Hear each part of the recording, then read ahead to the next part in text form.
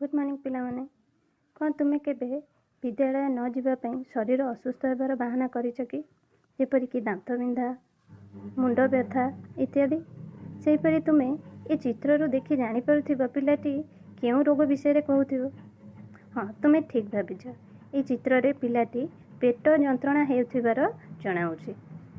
कारण निर्दिष्ट रोगर उत्पत्ति रे निर्दिष्ट अंग और टिश्यू संपृक्त रही थाए।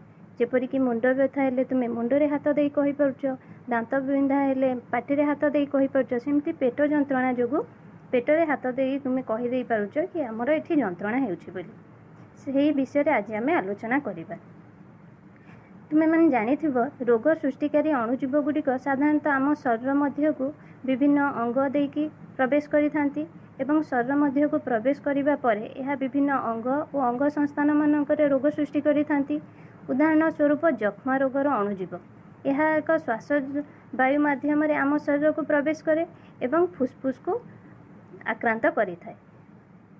सेहीपरि टाइफॉइड अणुजीव जलवाहित रोग होइथिबारु यह पाटी मध्य देई आम शरीर को प्रवेश करे और परे अंतनाल प्रवेश करी टाइफॉइड रोग सृष्टि करि थाए।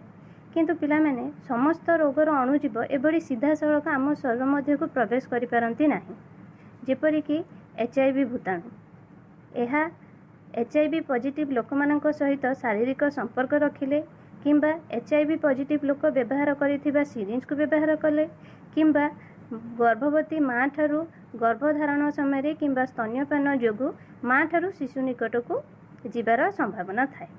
सेही HIV भूताणु थरे शरीर मध्य को प्रवेश कर सारा पर यह शरीर रे लसिका ग्रंथि बा लिम्फ नोड दे शरीर समग्र अंश को संचरित होता है।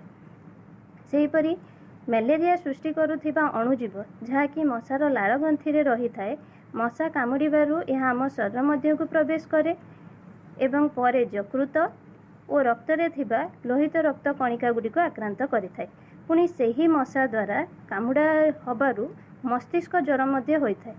किपरि ए मशा कामुड़िबा द्वारा जो आदि प्राणी को यह आम शरीर मध्य को छाड़े से आदि प्राणी विभिन्न प्रकार होइथांती।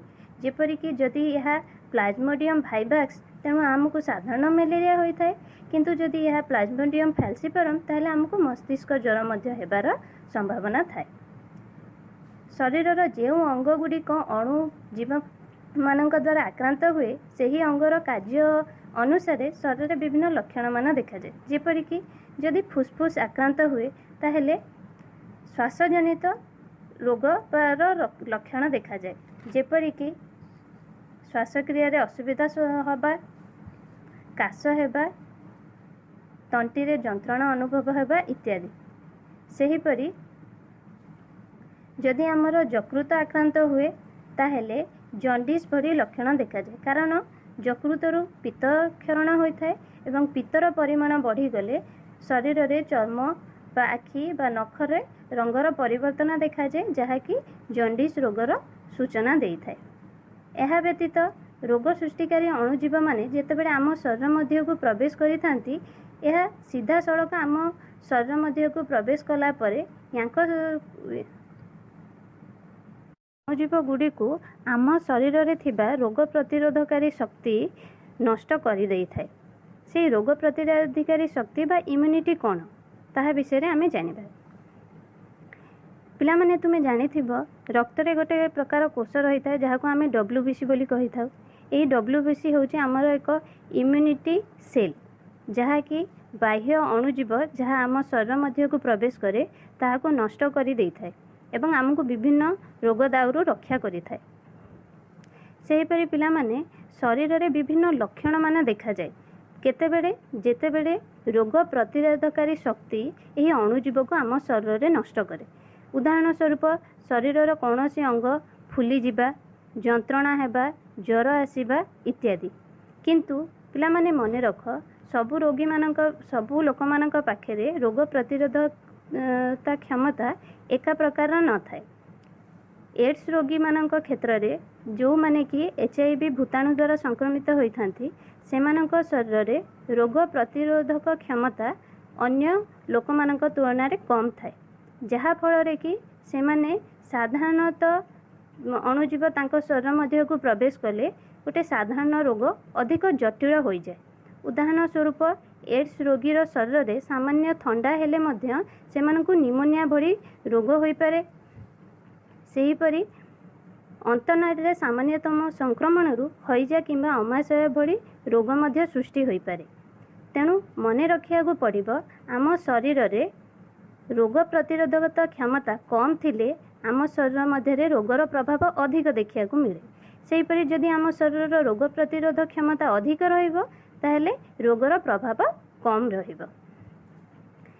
केवल सेतिकी नुह पिला माने अणुजीवक संख्या मध्य रोगर प्रभाव पकेबारे निर्दिष्ट भूमिका ग्रहण करिथाय। जेपरिक अणुजीव मानक संख्या कम हेले रोगर प्रभाव कम पड़ी थाए एवं अणुजीवक संख्या अधिक हेले रोगर प्रभाव मध्य अधिक होइताय।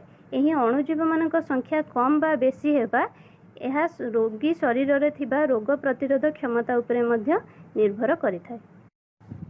जदि कौनसी कारणवशत कौनसी अणुजीव आम शरीर मध्य प्रवेश करी विभिन्न रोग सृष्टि कर सारी ताहले आमे कौन करिबा? आमको असुस्थ अनुभव हेउथिबो से क्षेत्र रे आमे चिकित्सा करिया पई डाक्टर को परामर्श नै थाउ। ताहले आमे जानिबा विभिन्न रोगर चिकित्सा किपरि करा जाय। रोगर चिकित्सा करिया पई मुख्यतः दुईटी उपाय अछि। गोटिए होउची शरीर रे रोग द्वारा सृष्टि हेउथिबा उपसर्ग को आयत्त करिबा। द्वितीयटी हेउची रोग सृष्टिकारी अणुजीव को विनाश करिबा। ताहले एटा कोन याको आमे उदाहरण माध्यम रे पिला माने बुझिबा। मानेकर ज्वर हेले शरीर रे तापमात्रा वृद्धि हेबा संगे संगे विभिन्न अंगरे पीड़ा बा वेदना सृष्टि होइथाय। एही उपसर्ग को निवारण करिबा पई आमे शरीर रो तापमात्रा ह्रासकारी औषध बा वेदना निवारक औषध अर्थात पेन किलर खाइथाउ। सेहीपरि डाक्टर रोगी को आराम करिया पई मध्य बा विश्राम करिया पई सजेशन देई थांती। विश्राम करिबा द्वारा कोन हुए? रोगीटी कोन संपूर्ण रोगमुक्त हो जाए ना, किंतु विश्राम करिबा द्वारा रोगी शरीर रे किछि शक्ति संचय होई पारि थाए। आमे रोगी शरीर रु रोगर उपसर्ग को नष्ट करि पारिछि किंतु रोग सृष्टिकारी अणुजीव को विनाश करि पारि नाही। ता पई हमकु द्वितीय उपायटी अवलंबन करिया को पड़िबो अर्थात एंटीबायोटिक औषध प्रयोग करिया को पड़िबो। जहा फल रे आमे शरीर मध्य थिबा अणुजीव बा रोग सृष्टिकारी अणुजीव को नष्ट करि परिबा। तेणु ए जो अणुजीव गुड़िक रहिले जेपरिक बैक्टेरिया भाइरस प्रोटोजुआ फंजाई एमाने आम शरीर मध्य को प्रवेश करी विभिन्न रोग सृष्टि कले। ताहले ये रोग किपरि सेमाने सृष्टि कले? एमाने आम शरीर मध्य को प्रवेश कले विभिन्न जैव रासायनिक प्रक्रिया करिथांती एवं से जैव रासायनिक प्रक्रिया समस्त क्षेत्र में अलग अलग होता है। बैक्टेरिया क्षेत्र में, भाइरस क्षेत्र में, प्रोटोजुआ क्षेत्र में, समस्त क्षेत्र में अलग अलग होता है। ताले पिला माने देखो एटा गोटे बैक्टेरिया कोष आमे एठी गोटे एंटीबायोटिक्स बा औषध व्यवहार करिछि। से एंटीबायोटिक्स जदि आमे बैक्टेरिया कोष उपरे अप्लाई करिबा ताहले तो यह आम कोष को मध्य नष्ट कर दे परिबो, किंतु ना कोन पई? कारण गोटे बैक्टेरिया कोष रे सेल वाल बा कोष भित्ति रही था, किंतु तुमे मन जानथिबो आम शरीर रे बा आम कोष रे सेल वाल न थाए। सेहीपरि बैक्टेरिया रो राइबोजेम 70S टाइप हेउथिबा बेले आम कोष रे थिबा राइबोजेम टी 80S टाइप होई थाए।